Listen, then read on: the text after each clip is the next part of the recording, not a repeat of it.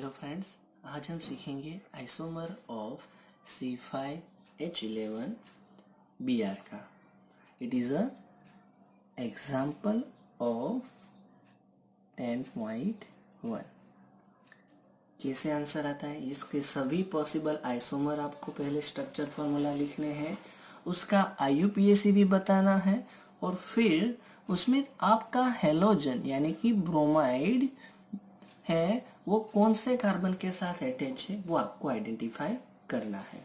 तो सबसे पहले तो आपको अल्कीन का जो स्ट्रक्चर फार्मूला है वो लिखना आना चाहिए और उसके आइसोमर कैसे बनाते हैं। तो पहले ये 5 कार्बन वाला है, तो पांचे के 5 कार्बन हम स्ट्रेट लाइन में लिख देंगे।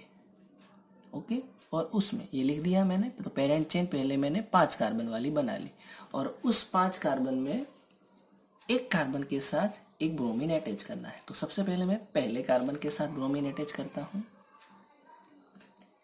ओके, बाकी वैलेंसी आप हाइड्रोजन से कंप्लीट कर लीजिए।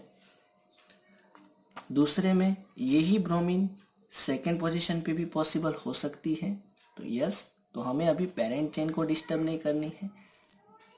वही 5 कार्बन वाली लंबी चेन और उसमें सेकेंड पोजीशन पर भी है। वही का अभी यही ब्रोमीन थर्ड पोजीशन पे भी आ सकता है, तो मैं लिख सकता हूँ ये भी। यही ब्रोमीन अगर मैं यहाँ पे लूँ तो यहाँ पे अगर नंबरिंग दोगे तो ये 2 नंबर पे आ जाएगा, तो ये पॉसिबल नहीं है।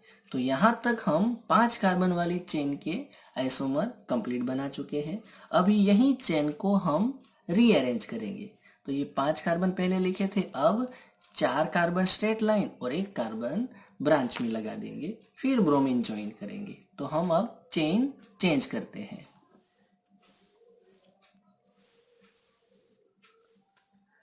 देख लीजिए, 4 कार्बन इन स्ट्रेट लाइन और 1 कार्बन एज अ ब्रांच।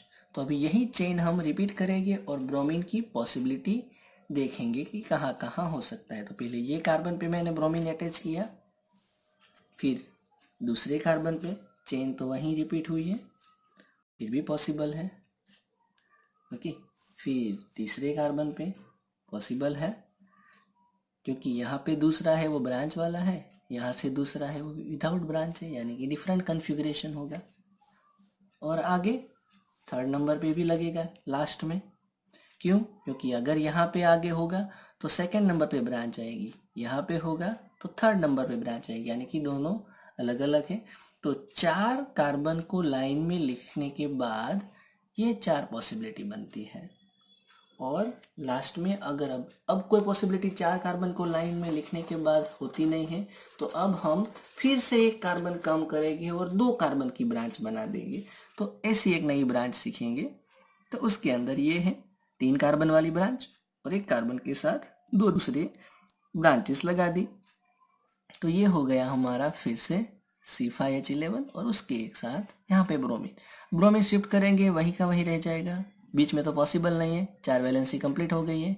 यहाँ पे लगाओ तो भी वही, यहाँ पे लगाओ तो भी यही रिपीट होगा, यहाँ पे लगाओ, यानी कि ये टोटल हमारे आइसोमर C5H11 के बन चुके हैं।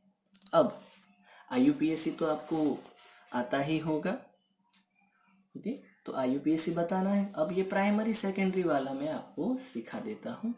तो यहाँ पे देखिए, हेलोजन इस कार्बन के साथ अटैच है, वो एक दूसरे कार्बन के साथ अटैच है, बाकी तो उसके हाइड्रोजन है। तो ये हो गया हमारा प्राइमरी।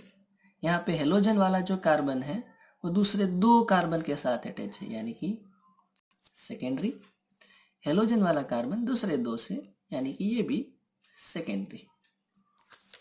इसमें देख लीजिए, हेलोजन जिसके साथ अटैच है वो कार्बन एक ही दूसरे कार्बन के साथ अटैच है, प्राइमरी। वो फिर दूसरों के साथ है वो हमें देखना नहीं है, हमारा कार्बन कितने कार्बन के साथ अटैच। देखिए, हेलोजन वाला कार्बन है, बट वो कार्बन दूसरे 1 2 3 के साथ अटैच है, यानी कि टर्शरी। हेलोजन वाला कार्बन दूसरे 2 के साथ अटैच, सेकेंडरी। प्राइमरी, बोलो, प्राइमरी। सो इसके IUPAC आपके लिए होमवर्क में है, कंप्लीट कर लीजिए।